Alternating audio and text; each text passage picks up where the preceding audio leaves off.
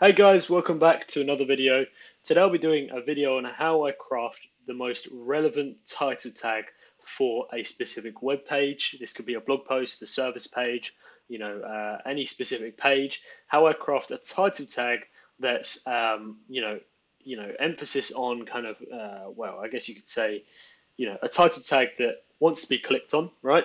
So it has certain things that maybe draw more attention as opposed to other title tags within the Google search results. So it has some kind of incentive, right?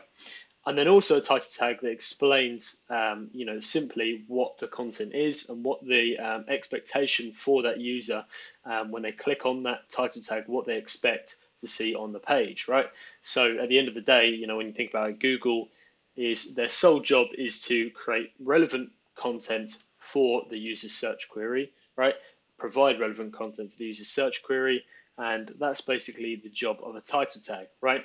Now, I'm going to be talking about how you actually structure this title tag to improve this, the CTR, which is the click-through rate, so improve the likelihood of someone clicking on your title tag as opposed to competitors. And then also, I'll be talking about the different practices that I keep in mind when looking at structuring my title tag. So the first one is usually looking at competitors, right? And then also listening to customers, but we'll get onto that in a minute. So looking at competitors.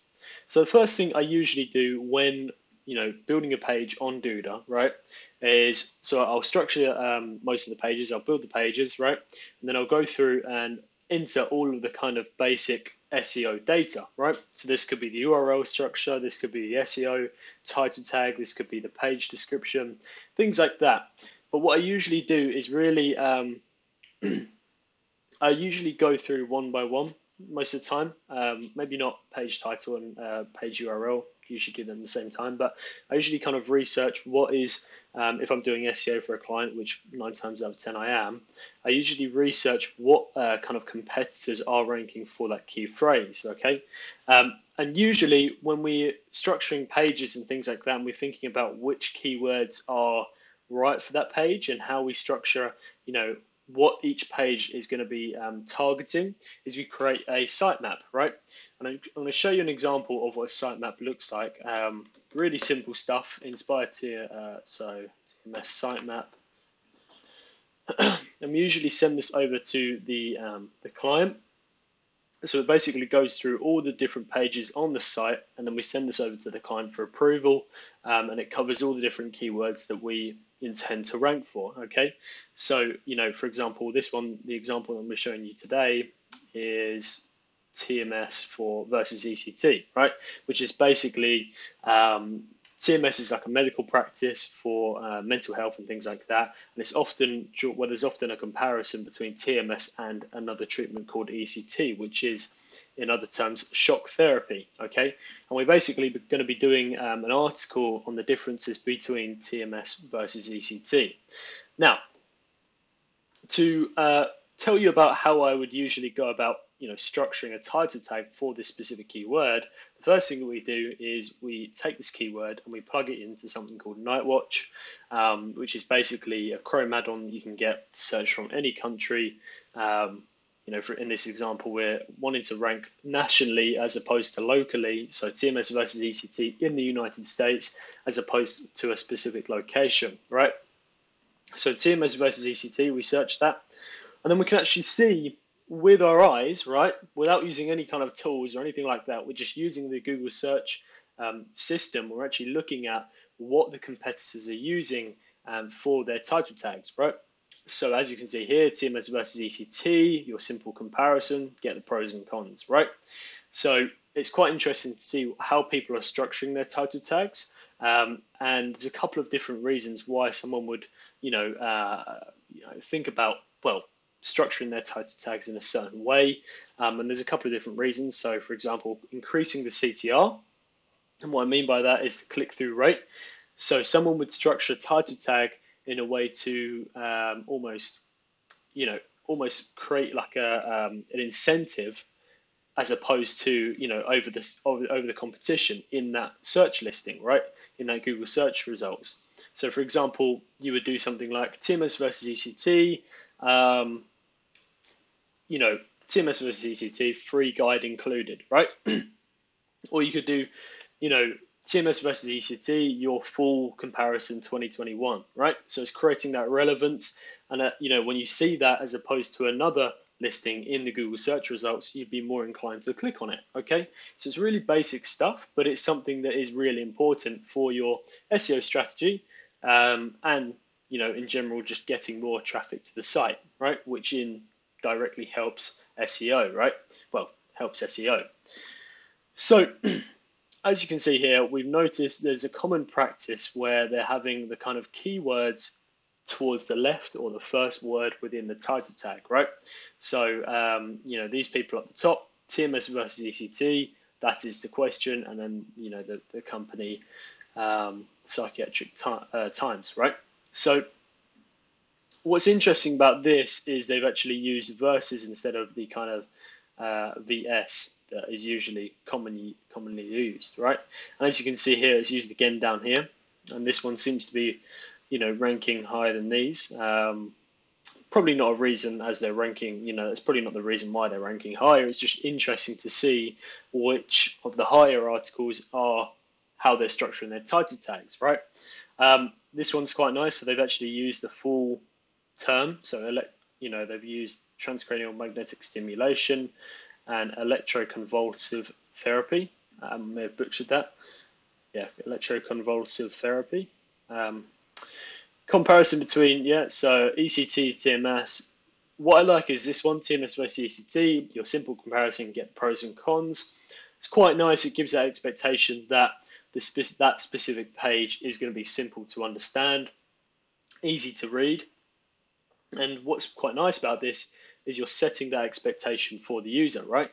And that's another reason why a title tag can be important. So CTR, structuring it for, you know, click-through rate reasons or purposes, and then structuring it to best kind of convey what the content will be or create that expectation for the user when they click on that title tag, right? So if someone's, you know, going onto this page, you want to somehow convey in the most simple way possible what this page is about, right? And this could be, you know, pros and cons. So it has the pros and cons on the page. So I expect to see the pros and cons of TMS. I expect it to be a simple comparison, and I expect there to be, you know, a simple comparison for TMS versus ECT, including the pros and cons, right? So it's set that expectation for me.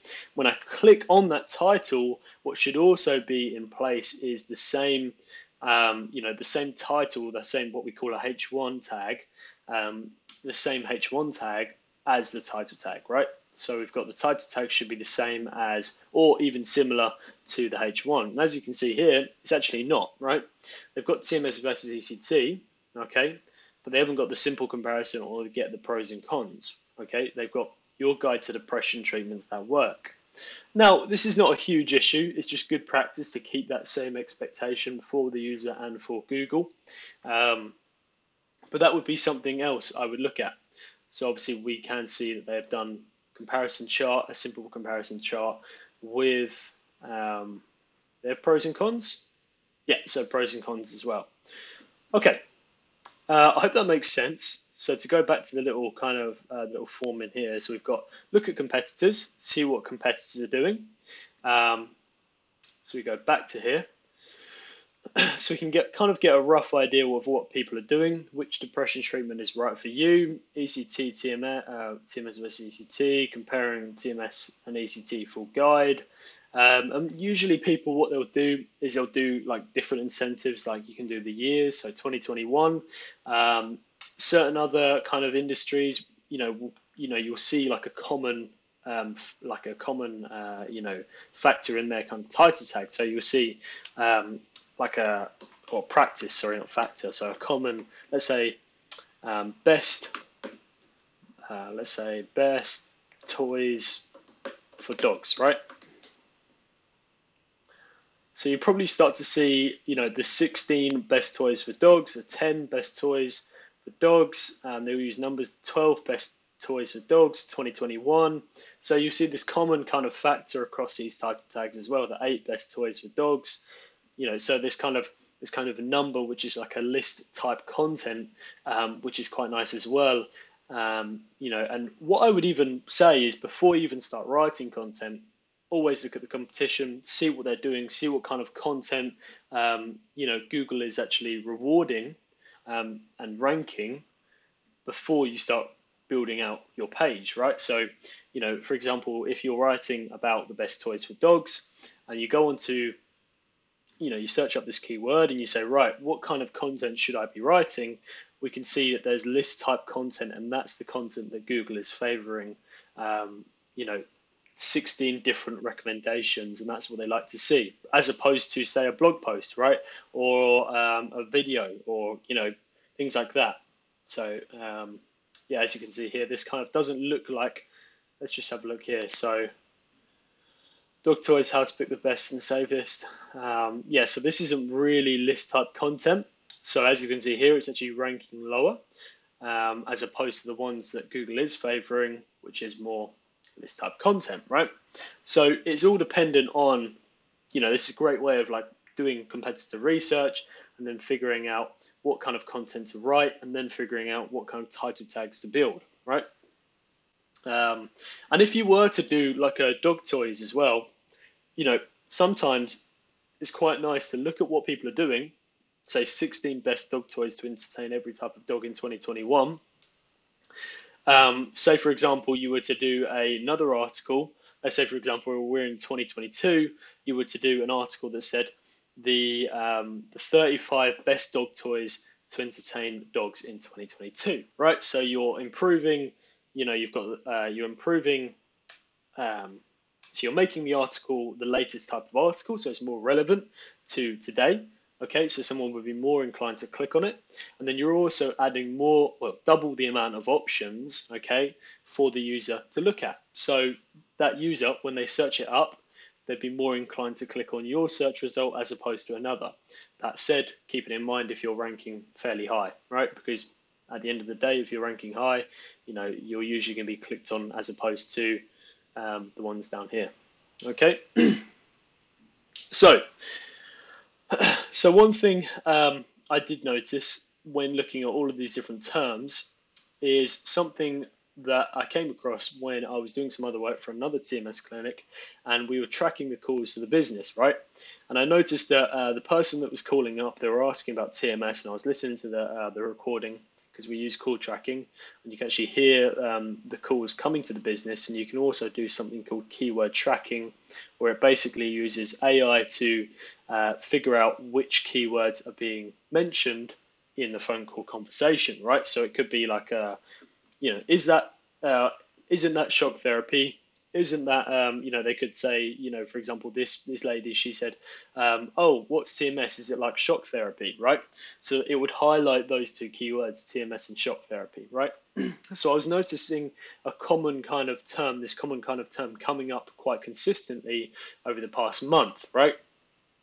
So what I realized was when I looked up TMS versus ECT, okay, or, common terms like that, I didn't, I noticed within the kind of the title tags and the different comparisons between these two treatments, so ECT and TMS, I noticed the language was all around, obviously, TMS and ECT, as it should be really.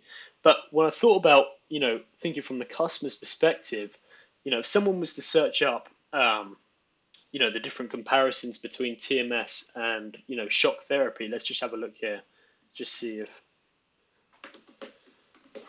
versus shock therapy.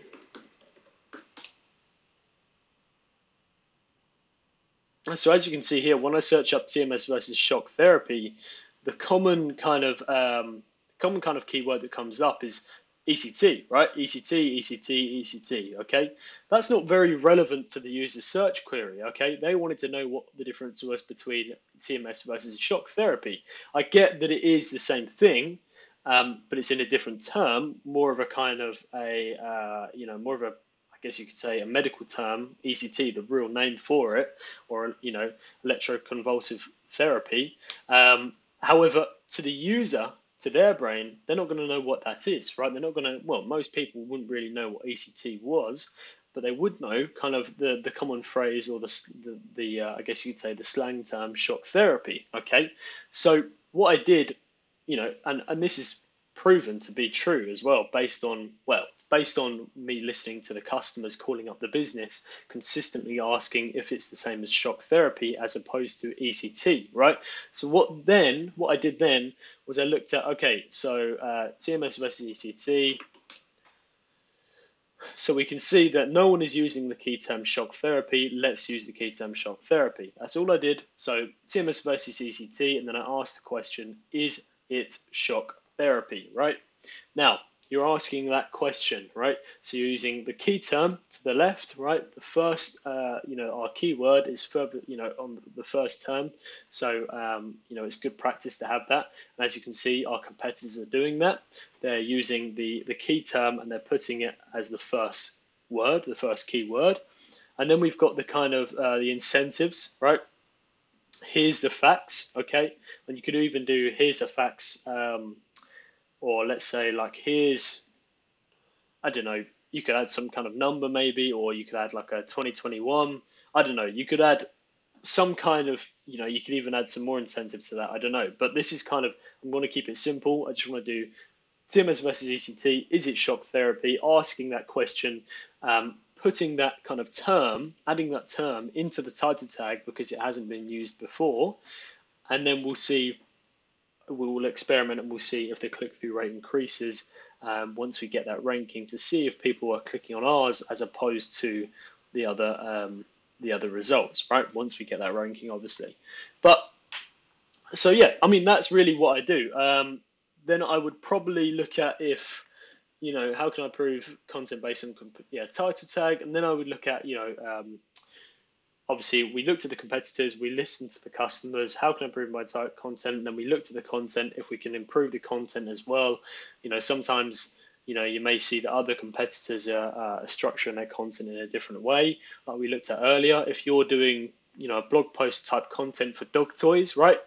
And then you look at your competitors and you see that actually people are doing list type content, maybe you want to structure your content differently, right? So it's really important to be always looking at your competitors, and you can do this easily by just, looking at the Google search results, right?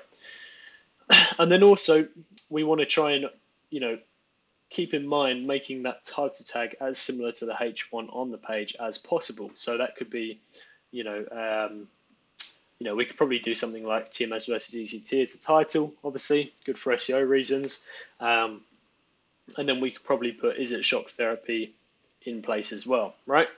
So yeah, I mean, that's kind of what I do when doing title tags. I just look at what people are using, the competitors, pros and cons of TMS therapy, the full transparent comparison 2021. As you can see here, you kind of start to see a common kind of practice across these title tags. Using incentives, using keywords to the left or the first. It's just always good practice because people read that first when they're scanning through different Google search results. So I'd usually read the first couple of terms before I click on anything. So yeah, I mean, that's how I do it. Also, guys, if you haven't already joined my Facebook group, go and join that. It's called the SEO and CRO group. You'll be able to get a free SEO checklist in there, along with the site architecture template that I showed you. You'll be able to get a copy of this for free. So go and join it. And yeah, cheers, guys. See you later. Bye-bye.